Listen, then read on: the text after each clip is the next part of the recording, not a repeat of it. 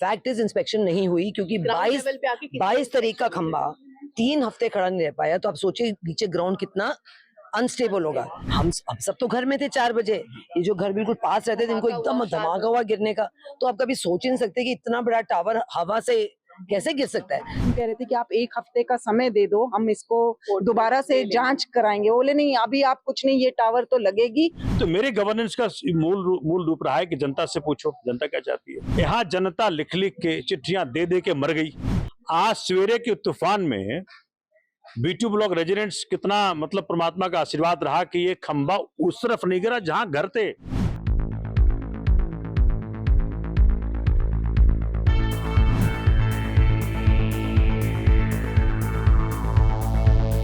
दक्षिणी दिल्ली के Safdarjung enclave B block से एक बेहद ही हैरान कर देने वाला मामला सामने आया है, जहां पर अवैध तरीके से 5G टावर लगाया जाता है।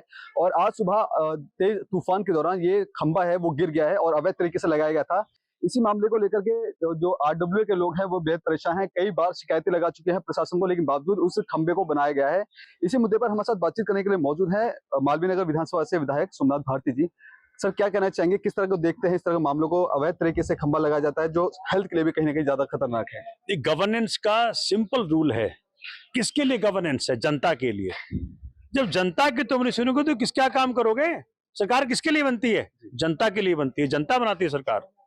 तो जनता को ही नेग्लेक्ट कर दो, जनता के जो रिक्वेस्ट है उसको नेग्लेक्ट कर दो। सरकार क्या चला रहे हो? खाक चला रहे हो सरकार। तो मेरे गवर्नेंस का मूल रूप रहा है कि जनता से पूछो जनता क्या चाहती है। यहाँ जनता लिख लिख के चिट्ठियां दे दे के मर गई, जा के मर गई, कुछ सुनने को तैयार नहीं है।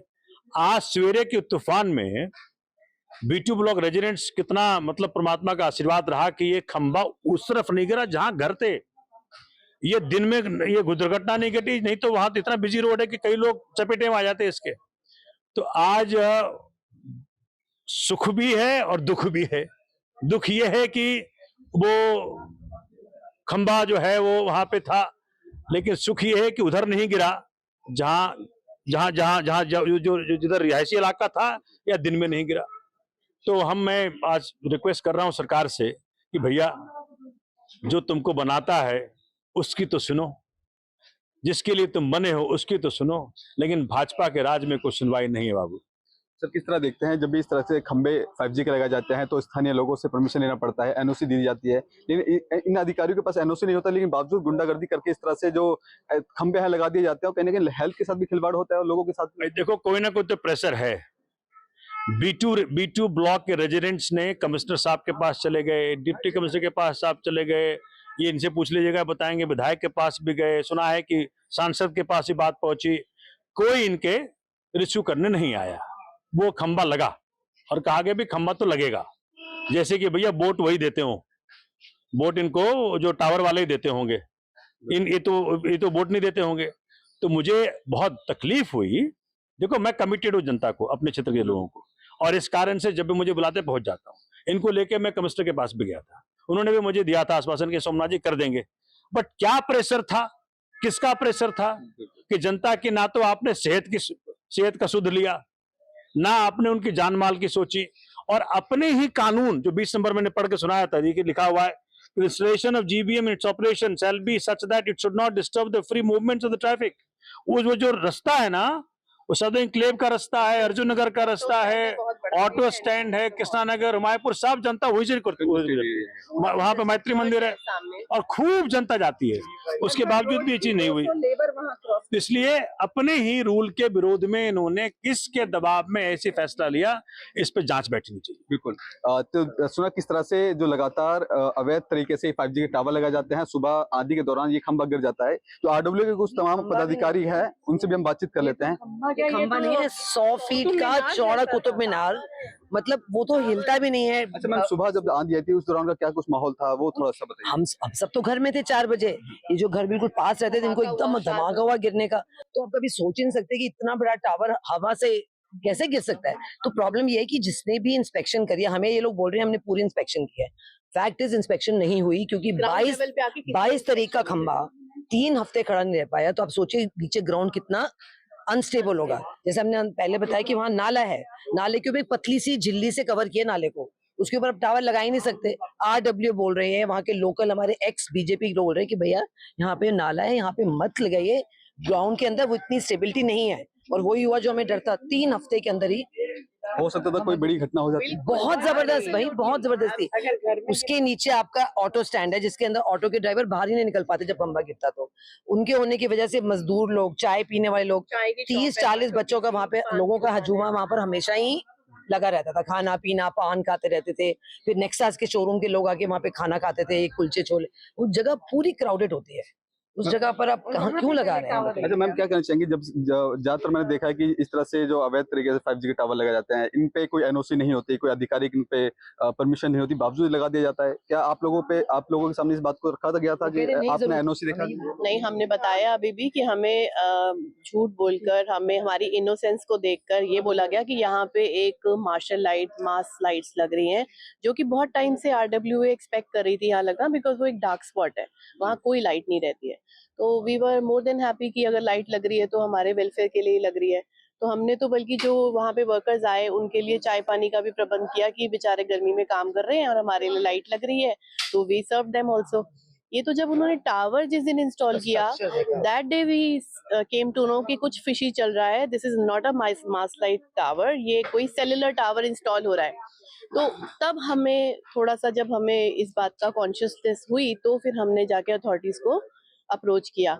लेकिन जो आप पूछ रहे हैं कि NOC या ऐसा कोई RWA से परमिशन किसी ने ग्रांट नहीं करा हमें, बल्कि धोखे से बिल्कुल झूठ बोलकर ये टावर लगाया गया। अच्छा मैम, जब ये टावर लगाया जा रहा था तो आपने लोकल थाने में शिकायत करी होगी, कहाँ आपने शिकायत दी, क्या वहाँ से कोई रिस्पांस क्या आया? आई थी, पुलिस आई थी उस समय, हम लोग सब वहीं थे। हमने कहा ये टावर आज, वो लोग ने एकदम बोले कि आज हम इसको इंस्टॉल, हम कह रहे थे कि आप 1 हफ्ते का समय दे दो, हम इसको दोबारा से जांच कराएंगे। बोले नहीं, अभी आप कुछ नहीं, ये टावर तो लगेगी, आपको जो करना होगा कोर्ट में बात कीजिएगा। और ये मैं था, हमें भी डर था कि कोर्ट बंद ना हो जाए, हम किसके पास जाए, हम लोग इतना हेल्पलेस थे। हम लोग ज्यादातर लेडीज थे, तो हमें रोकने के लिए उन्होंने लेडीज पुलिस को बुला लिया। देन हमारे जो सब हस्बैंड हैं और वो लोग ऑल टाइम उनके साथ थे, वो उनकी पार्ट पे उनकी हेल्प कर रहे थे। They were not listening, they were not helping us at all. वापस फिर आ इनका गए। नेटटेल इंफ्रास्ट्रक्चर, वो कहते हैं हमारे पास दिल्ली में बहुत सारे टावर लगाने की मिली हुई है परमिशन, हमें कोई RW की परमिशन नहीं चाहिए और हम रुक ही नहीं सकते। अब जो उनका लेडीज जो थी उन्होंने हमारे साथ फिजिकली धक्का मुक्की करके हमें वहां से हटाया, बिकॉज हमने बैरिकेड बना लिया कि हम नहीं लगाने देंगे जब तक कि क्लियरेंस नहीं होगी। हमें डाउट है कि यहाँ पे नहीं लग सकता। कहते हैं सब मिला हुआ है, MCD के ऑफिशियल आए इंस्पेक्शन करने के लिए, मिस्टर मीना कहते नहीं, मैं खुद था यहाँ पे जब इंस्पेक्शन हुआ, ग्राउंड चेक हुआ है। क्या चेक हुआ है? 3 हफ्ते के अंदर टावर ढह गया। आप क्या बताइए, 100 फीट टावर का गिरना, आप सोच सकते हैं उस एरिया में जो हालत इस समय हुई है। जाके देखिए वहाँ पे फुल लाइट जो वायर थी वो सब गिर गई हैं। भगवान का बहुत शुक्र है कि उसके नीचे कोई नहीं था, जैसे RK-पुरम में आज कोई और। सर क्या कहना चाहेंगे, आपने तमाम प्रशासन से आप मिले थे, तमाम नेताओं से मिले थे, लेकिन बावजूद आपका इस अवैध तरीके से खंबे जो टावर का कोई सोल्यूशन नहीं निकला, आप कोर्ट का दरवाजा खटखटाया, क्या उम्मीदें लगती है कि आपकी सुनवाई है, कोर्ट मानेगा? अब कोर्ट में तो दाखिल है जी, अब कोर्ट का तो हम कुछ नहीं कह सकते। कोर्ट इज ऑलवेज गुड, हम बिलीव करते हैं कि वो जरूर हमारी सुनवाई करेगी। बट जज साहब ने इमीडिएट स्टे नहीं दिया, उन्होंने उनको अपना आंसर करने के लिए शो कॉज नोटिस दिए हैं, दोनों को, पार्टी को भी, MCD को भी, और 4 अगस्त की डेट डाली हुई है।